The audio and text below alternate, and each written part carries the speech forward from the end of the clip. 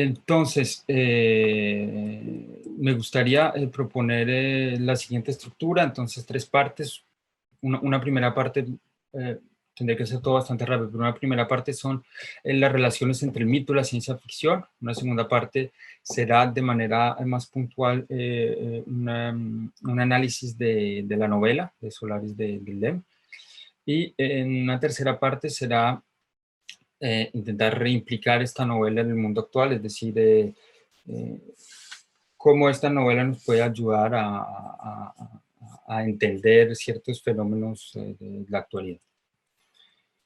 Así que la primera parte, bueno, de manera muy rápida, todos ya conocemos esto, pero solo quería hacer dos apuntes acá. La definición de la ciencia ficción. La Real Academia de la Lengua dice que es un género literario y cinematográfico cuyo contenido se basa en los logros científicos y tecnológicos imaginarios. Si lo confrontamos a definiciones típicas del mito, aquí cogí una de Mircea Eliade porque es algo doxática, pues la opinión común definiría así el mito más o menos, es que el mito cuenta una historia sagrada, un evento que tuvo lugar en el tiempo primordial, en un tiempo fabuloso, en el tiempo de los orígenes. Y por otro lado, lo quise combinar con una definición que también imagino es común a todos los que están en este congreso, una propuesta por José Manuel Lozada Goya, en el que dice que el mito es un relato explicativo, simbólico y dinámico, que carece en principio de testimonio histórico, se compone de elementos invariables reductibles a temas, sometidos a crisis, etcétera, etcétera. Lo que me interesa acá es el hecho de agregarle al relato, a la parte discursiva, agregarle el tema. En lingüística, nosotros separamos estas dos partes, como el tema para nosotros es la estructura, desde la lingüística estructural, y el relato es la parte discursiva, cómo ese tema se pone en un discurso, en un relato. La idea de tema viene de mi tema, que es algo que fue propuesto por Claude Lévi-Strauss. Claude Lévi-Strauss se inspiró en la lingüística porque en la lingüística se intenta buscar en todos los niveles de la lingüística, se intenta buscar definir unidades mínimas que están, digamos, definidas por rasgos pertinentes. Esto pasa, pues aquí tenemos un tablero fonético internacional en el que vemos cuáles son las unidades mínimas en el nivel de la fonética. Pasa lo mismo en el nivel de la fonología, en el que nos permite, por ejemplo, en español decir mal con una A abierta o cerrada es igual, mal o mal, mientras que en francés decir lo mismo, mal o mal, son dos palabras diferentes. Entonces, un pequeño ejemplo, después sí, ya les explicaré, pero viene de ahí la idea de crear un tema. Es decir, la idea de Lévi-Strauss es la siguiente, pues aquí puse la cita. En un texto desde el 55, y es cómo podemos proceder para reconocer e isolar estas grandes unidades constitutivas o mitemas. Sabemos que no son asignables ni a los fonemas, son los que vimos, ni a los morfemas, ni tampoco a los sematemas, sino que tenemos que buscarlos al nivel de la frase. Esto es bastante interesante. Bueno, no voy a entrar en los detalles, igual hay un artículo de José Manuel Lozada Goya también en el que introduce estos aspectos de cómo la mitocrítica se inspiró de la lingüística. Pero bueno, si tienen más preguntas sobre esto, las podemos ver, pero lo que me interesa acá es que el tema y la idea del tema es una estructura que no es el relato, sino que puede ser visto entre dos unidades, entre la palabra y la frase, lo que en lingüística se llama el sintagma. Solo para verlo muy rápidamente, este es el ejemplo que a Claude Lévi-Strauss da el ejemplo del mito de Edipo. Él dice, hace este tablero y dice de izquierda a derecha y de arriba hacia abajo podemos leer el relato, digamos el sentido evolutivo del relato de manera cronológica. Y dice, lo que aparece es que en el relato de Edipo hay paradigmas, hay unidades más grandes que las unidades que están de manera cronológica, y hay elementos que resuenan los unos con los otros, un poco como se espera de la música, dice, hay armonías, como en la música hay armonías. Y entonces, digamos, en el mito de Edipo, que más o menos todos conocemos, él releva 3 o 4 mitemas. Por un lado está la sobrevaloración de los lazos consanguíneos, el hecho de que Edipo se case con su madre. Por otro lado está la infravaloración de los lazos consanguíneos, el hecho de que Edipo mate a su padre, y además agrega dos, que para él es la negación de la autoctonía. Tonos en griego es tierra, entonces la negación del hecho que los humanos vengan de la tierra. Y por el otro lado está la imposibilidad de negar esto, es decir, la persistencia del hecho de que los humanos sean originarios de la tierra. Si ponemos esto en un tablero que semiótica llamamos el cuadrado semiótico, puede ser, vemos que hay una tensión entre dos polos. Por un lado, por ejemplo, la sobrevaloración de los lazos consanguíneos, y en el otro lado la infravaloración de los lazos consanguíneos, que es lo que muestra el mito. Y es interesante porque el mito es un discurso que es capaz de mostrar los límites de la cultura, y justamente lo que sucede al interior de estos dos polos es la cultura, es decir, nuestra cultura se desarrolla entre el hecho de que no podemos casarnos con nuestros padres porque sería el incesto, y tampoco podemos matar a nuestros padres porque sería el patricidio o fratricidio, etc. Entonces, esto me parece, antes de empezar, subrayar esto, que los mitos tienen esa capacidad de describir los límites en los cuales se mueve la cultura y en los cuales nosotros, digamos, creamos el sentido al interior de nuestros sistemas culturales. Esto me lleva a proponer un cierto número de problemáticas generales. La primera, la pregunta que me hago es si la ciencia ficción entonces puede ser el desarrollo discursivo de un tema en un contexto figurativo propio a la ciencia ficción. Segundo, bueno, porque voy a decidir, digamos, indagar los mitos, o no oponiendo, pero juntando de una parte la estructura y otra parte el relato. Podrían hacerse otras escogencias, podría escogerse verlo de otra manera, por ejemplo, el plano de la enunciación. Porque, por ejemplo, en el plano de la enunciación el mito es muy particular, porque en el mito nunca se sabe quién es la persona que enuncia. No sabemos quién es el que dice el mito, y justamente esto es lo que le da valor a la palabra mítica. Siendo que en el plano discursivo, por ejemplo, finalmente la ciencia ficción y el mito se pueden parecer en qué, por ejemplo, en el marco espaciotemporal. ¿Por qué? Porque los dos marcos espaciotemporales son distantes. Hay un autor francés que habla de distalidad, pero los dos marcos son distantes, no tenemos un referente cercano con nuestra cultura, y en eso es lo que nos permite finalmente, este distanciamiento con la cultura, es lo que permite finalmente de tener digamos, una visión, de nuestra propia cultura, una visión reflexiva. Entonces, una pregunta que nos podemos hacer es si la ciencia ficción es una actualización de los mitemas, pero ¿cómo los actualiza? Por ejemplo, ¿acaso los relatos de ciencia ficción son una respuesta hasta los mitos? ¿Son la confirmación? ¿Son la negación? ¿Son la infirmación? ¿Cuál es la lógica? Un ejemplo, hay una película que salió, puse 2021, pero no, en 2012, de Ridley Scott, de Prometeo. Tal vez alguien la vio. Y otra pregunta que surge es que finalmente, si la ciencia ficción es la respuesta a los mitos, otra pregunta que surge es que si estamos preparados para aceptar las respuestas, que si queremos aceptar las respuestas, si podemos aceptar las respuestas. Y esto nos lleva a lo que en lingüística, en semiótica, se llama una problematización epistemológica de las modalidades volitivas y epistémicas, es decir, lo que yo quiero y lo que yo sé, lo que puedo saber. Perfecto. Y bueno, algo que no voy a... O tal vez, porque veo que ya llevo 10 minutos, pero también podemos preguntarnos si podemos oponerle a una visión retrospectiva o una visión prospectiva, es decir, que los mitos, como en las definiciones que vimos antes, normalmente los mitos hablan de los tiempos de los orígenes, es decir, es una retrospección cultural, mientras que la ciencia ficción es una prospección, siempre vemos cuál puede ser el futuro de nuestra cultura. Y ahora tengo que pasar a la segunda parte, al relato en sí. Solaris, la novela. Sí, entonces, bueno, dos palabras sobre, digamos, los aspectos filológicos de la novela. La novela sale en 1961, es escrita por Stanislaw Lem, que es un científico polaco. Bueno, científico, él es médico y luego se especializa en psicología, pero conoce muy bien otras áreas de la ciencia, particularmente la física, la química y la astronomía. Como anécdota, Stanislav Lem, perdón, era un verdadero genio, o sea, realmente tiene un IQ de 180, no sé en qué marco, pero en qué test de IQ, pero era realmente un genio, y esto se ve muy bien en la novela, es capaz de crear todo un universo diferente, y sí, realmente no conocía la novela y realmente me impactó mucho.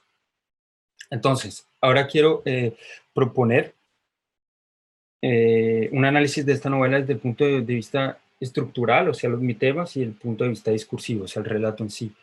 Para empezar con los mitemas, hay varios mitemas de los que podríamos hablar. Hay uno que es la definición de la vida, realmente qué es la vida. Eh, Esto me parece que retoma un poco lo que fue dicho en la comunicación justamente anterior, es algo que habla de fetichismo. No hablar aquí no voy a hablar de esto porque se podría hablar de esto, pero bueno, ya escribí un artículo sobre eso, entonces, pero podríamos hablar de eso, justamente por eso lo enuncio, pero no voy a desarrollar. Otro mi tema son los límites de la percepción del hombre, que recuerda al mito de Semele. ¿Por qué? Porque, bueno, el mito de Semele es la percepción, sobre todo lo que podemos percibir, lo que somos capaces de percibir y no, pero también podríamos decir que en este relato es los límites de la comprensión. En semiótica la comprensión es a la vez emotiva, estética y intelectual. Lo que podemos sentir, lo que podemos percibir y lo que podemos comprender con el intelecto. Entonces, ¿cuáles son los límites de la comprensión? Eso es algo que se desarrolla mucho en esta novela. Otro tema es la maldición de Atlas, que bueno, es un sociólogo francés que se llama Bruno Latour, que dice la maldición de Atlas es esta paradoja que Atlas porta el mundo en sus espaldas, pero al mismo tiempo no lo puede ver porque lo está portando.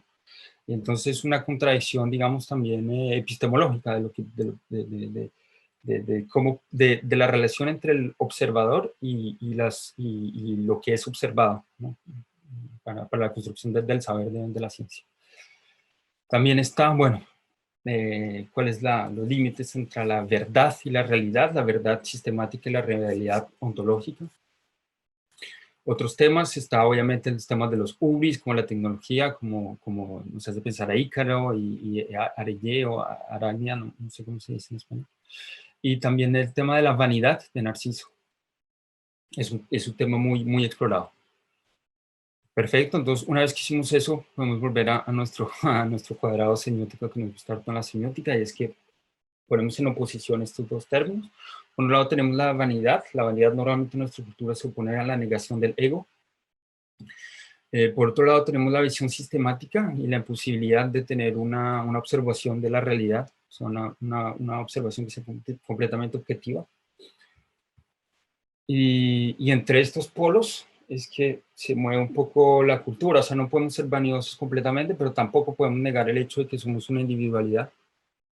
No podemos tener una observación que sea completamente objetiva, pero necesitamos del sistema, pero tampoco podemos tener una visión que sea tan cerrada. Todos los sistemas tienen que estar abiertos a las alteridades. Y esto recuerda una paradoja bueno, en semiótica conocemos mucho, que es la paradoja del principio de incertidumbre o principio de determinación de Heisenberg, que, bueno, en física, en que dice que la posición del observador influye en la observación. Es decir, que sí, él dice que, veo que ya llevo los 15 minutos, voy a ir más rápido, pero bueno, después podemos hablar de ese principio de determinación. Ahora quisiera hablar de plano discursivo, es decir, cómo los mitemas que vimos antes son desarrollados en el relato. Por un lado, el planeta es Solaris, y sí, me di cuenta que no hablé sobre la novela, voy a decir dos palabras rápidas para resumirla. La novela de Solaris es la idea de que existe un planeta que es inteligente, que parece que hay vida en este planeta y los humanos van a este planeta para indagar, para ver si hay vida en él. Lo que se conoce del planeta es que tiene un océano que parece reaccionar a los estímulos del hombre. Y durante 100 años las personas han estudiado el planeta, y en el momento del relato, 100 años después de que el planeta se descubrió y 100 años después de que los estudios sobre el planeta se hayan desarrollado, Hay tres investigadores en una estación espacial que está situada a 1000 metros por encima del nivel del océano, del planeta, y empiezan a indagar de qué es lo que pasa con este planeta. Y finalmente,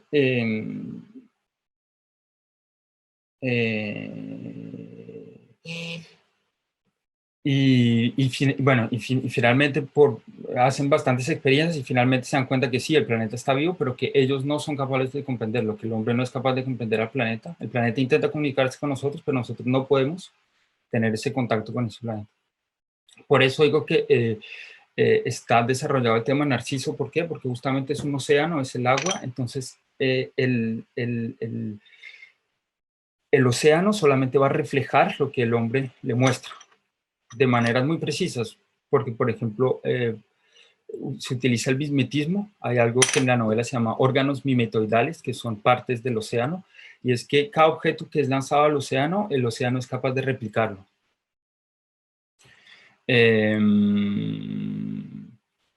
Bueno, sí. Voy a decir un poco rápido. Entonces, ese tema está muy desarrollado en la novela. Aquí puse algunos ejemplos en los que dice que, ¿por qué? Porque finalmente una pregunta que se hace en la novela es ¿por qué queremos conocer ese planeta? Y una de las respuestas que se dan, nosotros no queremos conocer ese planeta por el hecho de querer conocerlo, sino por el hecho de que por nuestra vanidad queremos, o sea, el hombre no quiere conocer el cosmos, sino que quiere extender los límites de la Tierra hasta las fronteras del cosmos. Es lo que se dice.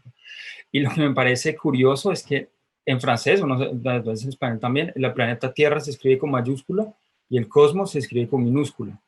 Entonces vemos, siendo que obviamente el cosmos es más grande que la Tierra, entonces vemos que nuestra mirada subjetiva.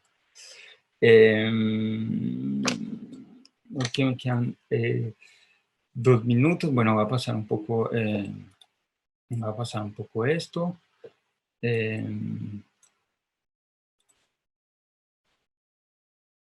¿Cómo se desarrolla también mi tema? Sobre todo con eso, con el hecho de que cada vez que exploran más el planeta se dan cuenta que el planeta los entiende a ellos, pero no, que los hombres no son capaces de entender el planeta, que en realidad es como una inteligencia superior, que no lo podemos entender.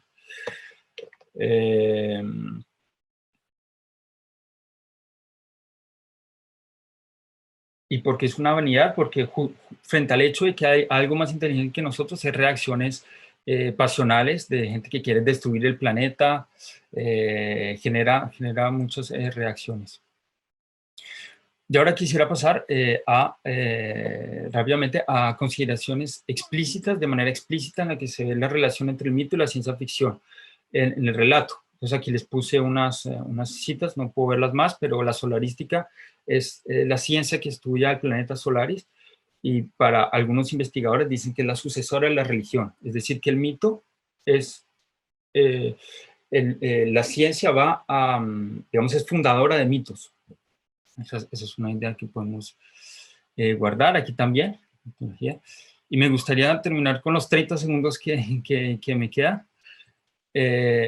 Hacer esta tercera parte, que es cómo esto puede reimplicar en la actualidad.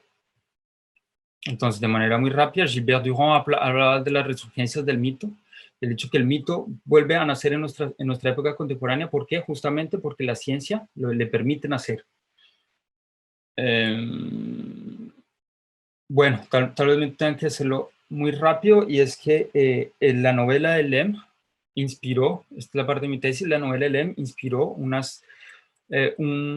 serie de libros de James Lovelock que se llaman Gaia, en los que James Lovelock es un científico, es un ingeniero, y lo que él dice en su libro es que Gaia, o sea que nuestra Tierra, es un ambiente que es inteligente, y esto creó muchas mitologías, porque es un ambiente que es muy inteligente. Y después de él hubo muchos otros. Esto es un filósofo que también, para hablar de cómo funciona el planeta Tierra con respecto a nosotros, utiliza mitos como Venus y Prometeo.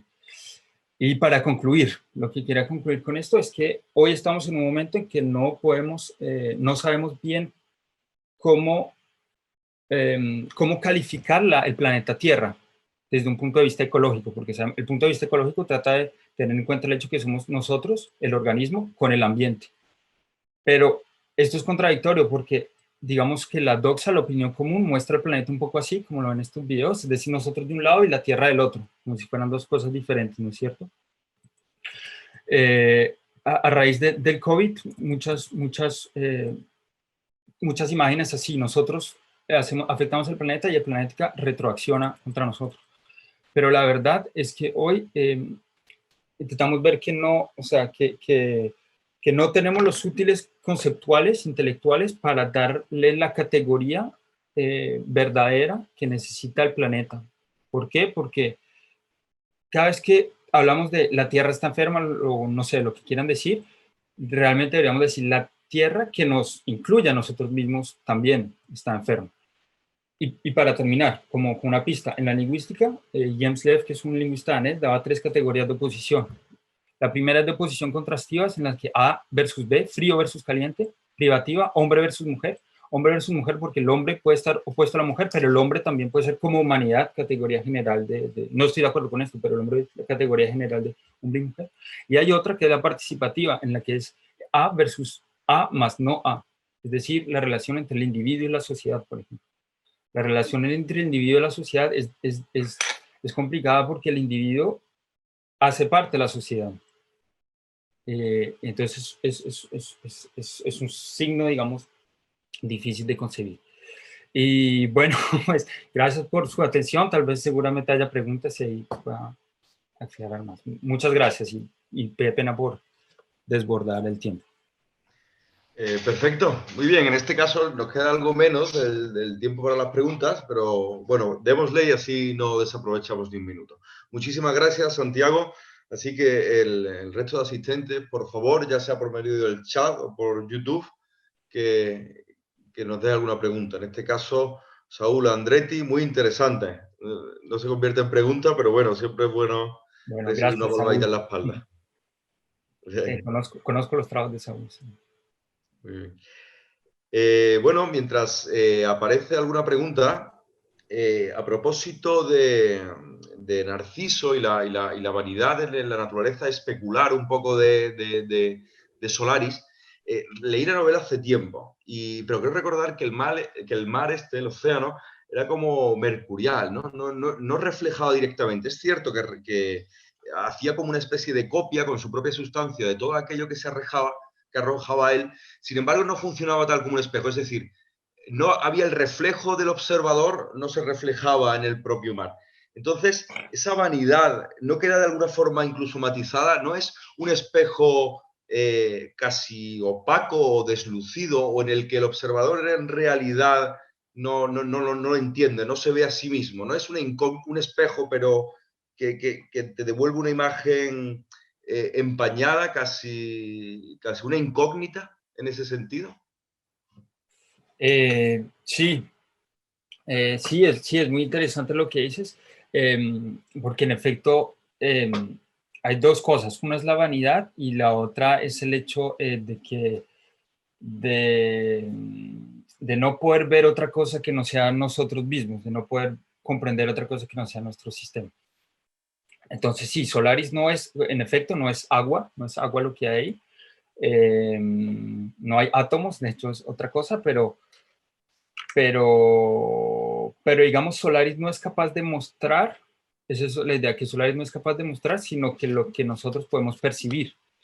Por ejemplo, Solaris se comunica con los humanos entrando realmente en su pensamiento y hurgando en su pensamiento y proyectando en la materialidad aspectos muy anclados, muy importantes en el pensamiento de cada quien. Es decir, que proyecta halos materiales de pensamientos recurrentes en la mente de cada persona. Y cada persona tiene una proyección diferente. Para uno es el amante que tuvo, para otros la hija, etcétera, etcétera. Entonces, bueno, en ese sentido, Solaris realmente solo logra darnos una proyección del ego. Y el tema de la vanidad en la novela está muy desarrollado con el hecho de que sabemos que no podemos entender al organismo Solaris y sin embargo los hombres siguen yendo a Solaris. Se han perdido muchas expediciones y los hombres siguen yendo. ¿Y por qué? porque dice, pues hay partes que en las citas también de manera explícita es por vanidad, es decir, queremos hacerlo porque queremos saber hasta dónde son los límites de la inteligencia del hombre. Muy bien, muchísimas gracias, Santiago. Pasamos a una pregunta que han puesto en el chat. Annie Camila dice, ¿puedes explicar cómo la ciencia da al mito y de ahí a la religión? ¿Es eso algo que contemporáneamente que resultaría o es algo que siempre habría sucedido? Es decir, el paso de la ciencia, del mito. ¿Puedes explicar cómo la ciencia da al mito y de ahí a Sí, la religión? Es decir, sí, ciencia y de ahí al mito y de ahí a la religión, y si eso es algo contemporáneo o que siempre ha sucedido. sí. No, me parece que sí, muy buena pregunta. En efecto, me parece que es algo que siempre ha sucedido. Había puesto aquí, no sé si puedo volver, había puesto aquí un cuadrado nosotros llamamos esto cuadrado de la veredicción, que es la relación entre el ser y el parecer, y cuáles son las cosas que, digamos, es una reflexión epistemológica, de saber de qué podemos estar seguros y de qué no podemos estar seguros. Finalmente, la ciencia y la religión están mirando cosas bastante similares, se hacen bastante preguntas. Para dar una respuesta corta, aquí lo que es y parece es la verdad, son las filosofías y las ciencias, lo que no es y no parece es la mentira, según Platón. Aquí estoy con el cuadro, digamos, de clásicos, de la literatura clásica. Lo que es, no parece ser, es el secreto, es el mito, según Aristóteles, y lo que no es, pero parece ser, es una ilusión, es un sofismo, según Platón. ¿Cuáles son las relaciones entre la ciencia y el mito? Hay una cita también que puse en Solaris, y es que, por ejemplo, el Lovelock, James Lovelock, lo que yo estoy estudiando, de que habla del mito de Gaia, fue algo que escribió en el 72, 79. Es una teoría científica, pero le puso el nombre de Gaia. ¿Por qué? Porque decía la Tierra es un mecanismo complejo, la Tierra no solamente es algo, es el decor, no es algo que esté solamente atrás, sino también puede ser un actor influyente. Y el hecho de haberlo llamado Gaia hizo que luego hubiera muchas mitologías que se escribieran sobre eso, es decir, que la opinión común, la doxa, tomó esta postura científica como un mito. ¿Y por qué? Porque la ciencia no es capaz de explicarlo todo. La ciencia, hoy tenemos muchos ejemplos sobre eso, la ciencia siempre es variable y siempre tiene, o sea, no hay una superposición entre lo que nosotros llamamos la materia y el territorio. El territorio no es el mapa, es la idea, el territorio no es el mapa. Es decir, nosotros podemos observar la realidad y el mapa es un poco la configuración sistemática que nos puede dar, por ejemplo, la ciencia. Pero nunca vamos a poder acordar la ciencia a la realidad. La ciencia no va a poder describir toda la realidad. Y en ese sentido, cada vez que hay un desarrollo tecnológico, nacen nuevos mitos. Por ejemplo, Frankenstein. ¿Por qué nació Frankenstein? Por el desarrollo tecnológico que había en ese momento. Y en la antigüedad también se decía, cada vez que se desarrolla la tecné, van a empezar estos tipos de fábulas. Y con respecto bueno, a la religión, también tenía otras citas acá. Sí, porque la solarística es el estudio científico. ¿Por qué la ciencia? La solarística, el estudio científico, es la sucesora de la religión de la era cósmica, es una fe disfrazada de ciencia.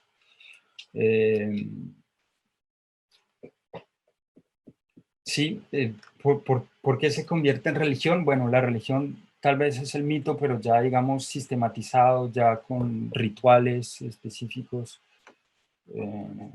No sé, pero es una muy buena pregunta. Bueno, aquí hay algunas respuestas en Solaris, pero sí es una muy buena pregunta. Obviamente no tengo la respuesta.